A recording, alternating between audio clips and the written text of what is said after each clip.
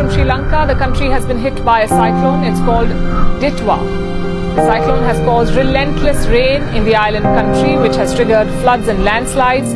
Homes have been destroyed, entire communities have been cut off, and thousands of people have been moved to shelters.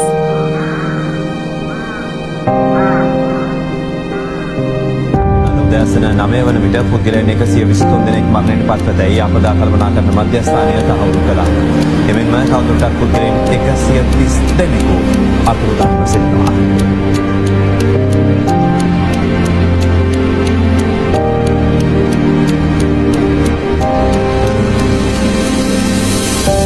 Is the most extreme weather condition after a very long time. It's been affected our country, so please, the influencers, the social media content creators, everyone get together, make sure that we rise up again as one nation strong. Ini pula di Sri Lanka, yang mana 31 orang terkorban, manakala 14 lagi masih hilang akibat bencana cuaca ekstrim. Menurut agensi pengurusan bencana negara itu, pada Khamis, Presiden Sri Lanka Anura Kumara Dissanayake mengadakan mesyuarat kecemasan pada hari sama bagi memperhalusi langkah mitigasi serta bantuan terhadap impak bencana.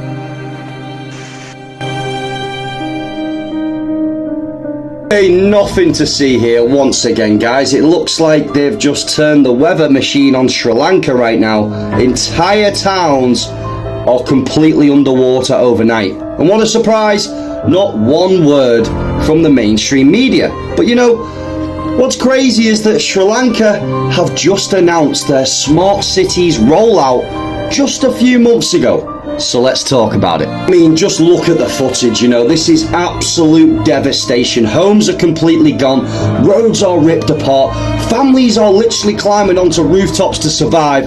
This is no small flood. Sri Lanka right now is completely drowning. But you know, back in May of 2025, just a few months ago, Sri Lanka's government promoted a brand new plan for smart cities in Sri Lanka. You know, digital infrastructure, controlled grids, AI managed zones, and sustainable development.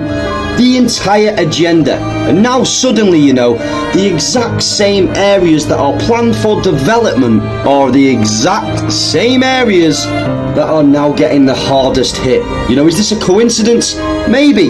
But when you see the exact same pattern again and again, you've got to start asking the questions, because every time a country pushes a smart city agenda, something like this seems to happen, doesn't it? You know, something that just clears out the land and reshapes the infrastructure or forces people out of old areas and into new planned zones. And every single time, the media go quiet, just like now. Listen, at what point do we start noticing the patterns, you know? At what point do we question why the same cities, the same regions and the same countries keep ending up in crisis right before a major digital overhaul?